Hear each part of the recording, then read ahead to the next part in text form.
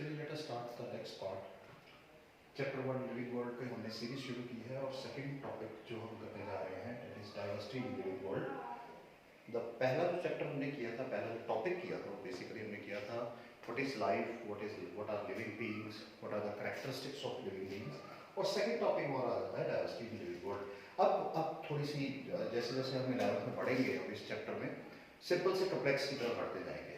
अब थोड़ा सा let us understand diversity in living world. जैसे कि हमने लास्ट लेक्चर में भी कहा था कि there are about 1.7 to 1.8 million species of plants and animals. Species of plants and animals. अब इतनी बड़ी स्पीशीज को नाम देने के लिए हमारे पास कोई ना कोई सिस्टम होना चाहिए। अब कॉमन लैंग्वेज में या लोकल लैंग्वेज में बहुत से नाम हम बहुत से ऑर्गेनिजम्स को देते हैं। अब यहाँ पर क्या है कि साइंटिस्ट को क्या हुआ, there is a dire need of giving the scientific names because the common names were confusing. वो कंफ्यूजिंग थे क्योंकि हर रीजन, एक रीजन से दूसरे रीजन में हम जाते हैं तो लैंग्वेज भी चेंज होती है और कॉमन नेम्स भी चेंज हो जाते हैं। तो यहाँ पर क्या हुआ कि इतनी ज़्यादा ये जो बड़ी रेंज है हमारी स्पीशीज की, इसको स्टैंडर्डाइज करना बड़ा इंपॉर्टेंट था।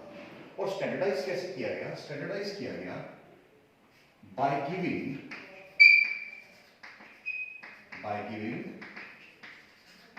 Scientific names to these organisms. और ये जो प्रोसेस था, ये जो सिस्टम था, the naming of organisms according to, देखिए अब यहां बहुत ध्यान देने वाली बात है, according to सिस्टम। और वो सिस्टम क्या था? Scientific system is known as, वो क्या था? नॉमेनक्लेचर। तो देखिए ये चीजें हमें बहुत बार पढ़ चुके थे। Nomenclature means naming of organisms. और naming of organisms क्या है? Scientific naming of organisms. Common names, उसको भी nomenclature कहेंगे, लेकिन nomenclature को अगर हम scientifically करते हैं या scientifically किसी का नाम देते हैं तो वो ज़्यादा बेहतर रहता है। अब किसने ये सबसे पहले किया? Binomial nomenclature, trinomial nomenclature, ये बाद में करेंगे, लेकिन पहले हम समझ लेते हैं कि इससे आसानी क्या हुई। देखो इससे क्या हुआ, इससे एक आसानी हुई कि साइंटिस्ट को एक ओवरऑल जो कंफ्यूजन थी वो दूर हो गई। और प्रिंसिपल और क्राइटेरिया क्या था? अब नाम देने के लिए कोई प्रिंसिपल या क्राइटेरिया तो होना चाहिए। So what was the principle and criteria? Let us write down here principle and criteria. What was that? Criteria is, वो क्या है? ICBN and ICZN। क्या टर्म्स हैं ये? It is international code for botanical nomenclature. और दूसरी चीज क्या थी? इंटरनेशनल कोड फॉर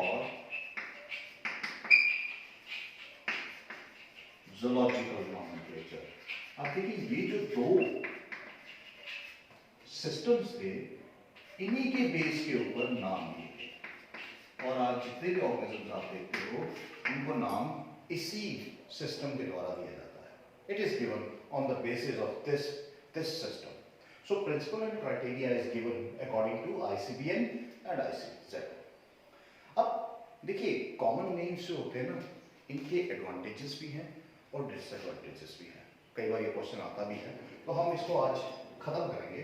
सो सबसे पहले हम ले लेते हैं यहाँ पर the advantages of common names.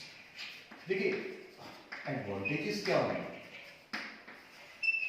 Common names के एडवांटेजेस क्या होंगे? पहली एडवांटेज देखिए, दे आर इजी, बोलने में इजी होते हैं, प्रोनाउंसिएशन में इजी होते हैं।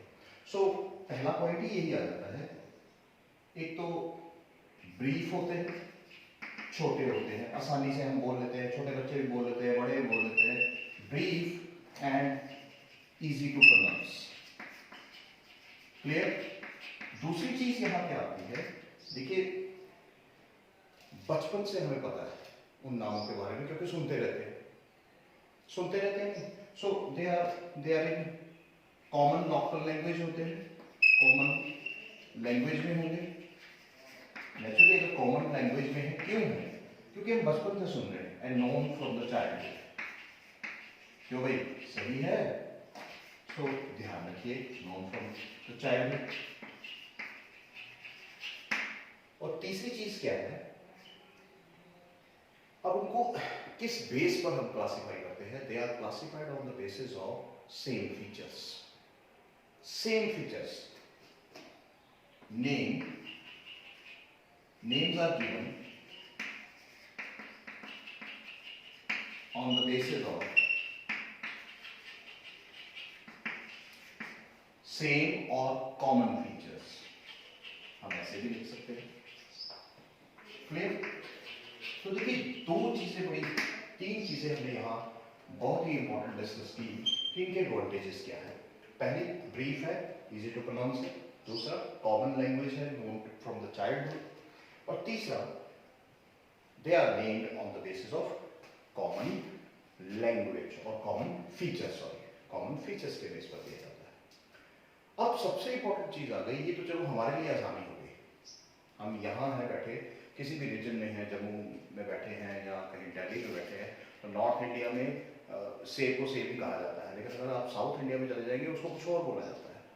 हर एक इंडिविजुअल को कुछ और ही बोला जाएगा, लैंग्वेज चेंज हो जाती है, तो हमें समझ नहीं आएगी। सो इसीलिए बड़ी ज़्यादा जरूरत पड़ी कि यार एक ऐसा सिस्टम हो जहाँ हम क्लासीफाई कर सकें, हम जहाँ पूरे वर्ल्ड में एक नाम चले जिससे कंफ्यूजन दूर हो जाए। अब हुआ क्या, let us discuss very final part कि अब इसके डिसएडवांटेजेस क्या है। देखिए, पहला डिसएडवांटेजेस जल्दी से, ताकि वीडियो ज्यादा लंबा ना हो, बोरिंग ना हो। देखो, पहला डिसएडवांटेज क्या हो गया, सभी जगह अगर आप सही जगह देखो तो कई जगह पर कई ऑर्गेनिज्म के नाम ही नहीं पता होते। कई जगह पर हम कोई ऐसा ऑर्गेनिज्म हम अपने लोकल एरिया में, जम्मू में या कहीं भी हम देखते हैं, तो वहां पर कोई नाम ही नहीं होता उस ऑर्गेनिज्म का, हमें भी नहीं पता होता। हम कहते हैं यार ऐसा ही है, कोई पता नहीं क्या है। सो ये सबसे बड़ा ड्रॉबैक है कि no common name is given to organisms in an area। और ऐसा होता क्यों है? देखो, ऐसा क्यों होता है, इसका एक कारण है। एक तो कारण तो बड़े होते हैं, मैं एक दो बताऊंगा। जैसे वो ऑर्गेनिज्म बड़े छोटे होते हैं, they are minute, microscopic, no importance to humans. खास तौर पे ह्यूमंस जो है, ह्यूमंस आर बेसिकली, अगर देखा जाए तो हम हर चीज अपने फायदे के लिए यहाँ ढूंढते हैं, तो जिस चीज का हमें फायदा नहीं है उस चीज के बारे में हम नॉलेज नहीं देते हैं। So no importance to humans, they are minute, microscopic, तो इसीलिए उनको कोई नाम भी नहीं देते, हम कहते हैं कुछ होगा यार। तो ये भी एक ड्रॉबैक है। दूसरा ड्रॉबैक यहाँ क्या आता है कि कई बार क्या होता है, एक ही ऑर्गेनिज्म को हम बहुत सारे लोकल लैंग्वेज में उसको बहुत सारे नामों से पुकारा जाता है, several names. When several names are given to an organism, बहुत सारे नाम, एक ही ऑर्गेनिज्म को हम बहुत सारे नाम देते हैं। जैसे there is a flower called marsh marigold। ये मार्श मैरीगोल्ड जो फ्लावर है, ये एक ऐसा फ्लावर है जिसके ऑलमोस्ट आप देखोगे 50 नेम्स है कॉमन लैंग्वेज में। It's an exotic species. It is not a native species of India. It's an exotic species. और ये क्या है, इसको हम कई बार बटरफ्लावर कहते हैं, किंग कप भी बोलते हैं, है ना। तो ये फ्लावर जो है इसके बहुत सारे नाम हैं। इस तरह से और भी हैं जहां एक ही ऑर्गेनिज्म को बहुत सारे नामों से पुकारा जाता है। तीसरा पॉइंट देखो, तीसरा पॉइंट क्या आता है कि sometimes there are a single name is given to several organisms. बहुत सारे ऑर्गेनिज्म को एक सिंगल कॉमन नेम से ही पुकार दिया जाता है। A single name, a single common name is given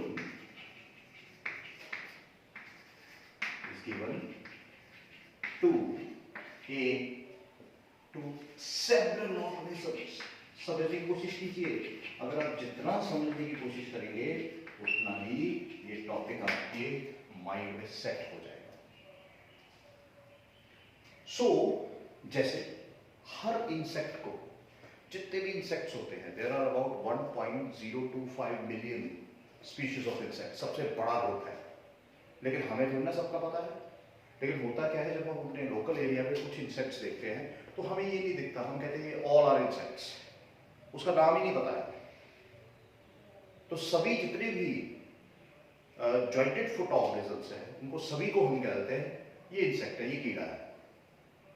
सभी जितने भी स्मॉल बर्ड्स होते हैं हम उनको कहते हैं ऑल स्मॉल बर्ड्स आर चिड़िया। जितनी भी तितलियां हैं, मॉथ्स हैं, बटरफ्लाइज एंड मॉथ्स, हम सबको एक ही नाम से कहते हैं तितली, क्योंकि हमें उसकी नॉलेज नहीं है। We only know their common names. तो ये उसका डिसएडवांटेज है। हर एक ऑर्गेनिज्म की अपनी विशेषता है, एक अपना फीचर है, एक अपनी इंपॉर्टेंस है। लेकिन हमारी लैक ऑफ नॉलेज की वजह से कॉमन नेम्स में हम क्या करते हैं, उनको मिक्स कर देते हैं और एक ही, सबको चिड़िया, सबको कीड़े, सब तितलियां, है ना। तो वो सारी चीजें हम दे देते हैं। तो यहाँ भी एक डिसएडवांटेज हो जाती है। देखो चौथा point, late us write down here on this side. मैं इसको थोड़ा सा चेक कर लेता हूं। नाउ फोर्थ पॉइंट क्या है? देखो फोर्थ पॉइंट जब आ जाता है ना, फोर्थ पॉइंट क्या है कि बहुत सारे ऑर्गेनिज्म्स हैं, उनकी रेलेवेंसी नहीं होती। Common names have no relevance. No relevance कैसे? देखो कई ऑर्गेनिज्म्स हैं, कई ऐसे प्लांट्स हैं, कई ऐसे वेजिटेबल्स हैं जिनको हम जैसे भिंडी, we call it lady finger, है ना। तो उसकी क्या रेलेवेंस है? उसे लेडी फिंगर क्यों बोला जाता है? There is no relevance. There is a plant called tradescantia. It is tradescantia या स्केटिया कहें, प्रोनाउंसिएशन कुछ भी कह सकते हैं। इट इज नोन एज विडोटियस। It is known as widow's tears. क्यों बोला जाता है मुझे भी नहीं पता, लेकिन इसका कोई रीजन नहीं है। सो कई बार इनकी कोई रेलेवेंस नहीं होती। भिंडी, ओकरा जैसे हम बोलते हैं, बेसिकली लेडी फिंगर क्यों बोला जाता है, नोबडी नोज। सो इसलिए नो रेलेवेंस। फिफ्थ पॉइंट देखिए, फिफ्थ पॉइंट में क्या है कि जितने भी ये कॉमन नेम्स हैं, they have no scientific value. Most important, no scientific value. क्योंकि यहां हम इसकी साइंटिफिक वैल्यू क्या देंगे? कोई साइंटिफिक वैल्यू नहीं है, ना कहीं साइंटिफिक स्टडी में यूज होते हैं। तो ये भी पॉइंट इंपॉर्टेंट है, डिसएडवांटेज ही है इसकी। छठा पॉइंट देखो क्या आ जाता है कि यहाँ पर अगर हम किसी इंडिविजुअल का नाम गलत हो जाता है, no corrections can be made in common names. ये भी बहुत बड़ी डिसएडवांटेज है, no correction in common names. और लास्ट पॉइंट जो मैं यहाँ कहना चाहता हूँ, common names are quite confusing. Quite confusing, let me write here first, quite confusing. वो क्यों? जैसे कुछ ऑर्गेनिजम्स हैं, जैसे स्टारफिश, ठीक है, कटल फिश, ठीक है। अगर हम स्टार फिश ले लें, कटल फिश ले लें, इनमें क्या है, हाँ सिल्वर फिश, एक और नाम याद आ गया मुझे, सिल्वर फिश। अगर आप इनकी बात करें तो ये क्या है, कोई भी दूर दूर तक फिशेस से इनका कोई रिलेशन नहीं है, बट कॉमन नेम होने की वजह से कई बार बच्चे भी, हमने भी अपने टाइम पे गलत किया है ये क्वेश्चन कि ये फिश है ना। तो ये क्वाइट कंफ्यूजन है। Starfish, cuttlefish, silverfish, हर एक मेंबर अलग अलग फाइलम का मेंबर है, हर एक ऑर्गेनिज्म जो है अलग मेंबर का फाइलम है, लेकिन कंफ्यूज कर रहा है। तो ये क्या था, ये एक ऐसा टॉपिक जो बहुत ही कॉमन है कि advantages and disadvantages of common name, और क्यों बेसिकली अब कल हम करेंगे, बहुत ही इंपॉर्टेंट कि किस तरह से फिर अब साइंटिफिक नेम्स की उत्पत्ति हुई, किस तरह से वो बने, हाउ दे आर मेड, और किस तरह से बाइनोमियल नॉमेनक्लेचर ने एक बहुत बड़ा रोल प्ले किया। तो याद रखिए, पढ़ते वक्त ज्यादा कंफ्यूज मत होइए, सिंपल सी बात है, 3-4 चीजों का ध्यान रखिए। एक, ध्यान से सुनिए, ध्यान से उसको मेमोराइज कीजिए, लर्न कीजिए, और ज्यादा से ज्यादा हो सके, जितना हो सके उसको लिखिए, रेपिटेशन रेपिटेशन रेपिटेशन। तो ये ध्यान रखिए कि अब हम धीरे धीरे कॉम्प्लेक्सिटी की ओर बढ़ेंगे, और जैसे जैसे बढ़ते जाएंगे आपके टॉपिक्स जो है वो इस तरह से चलते जाएंगे। मैं कोशिश करता हूँ कि अगली बार थोड़ा सा और हम इसको ऑर्गेनाइज ढंग से करेंगे, क्योंकि कई बार ये बहुत ज़्यादा कहते हैं डिसऑर्गेनाइजेशन, बीच में सारी चीज़ें हो जाती हैं।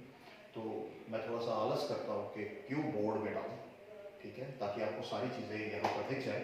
तो ये आपके नोट्स भी प्रिपेयर हो सकते हैं, सारी चीज़ें हो सकती हैं।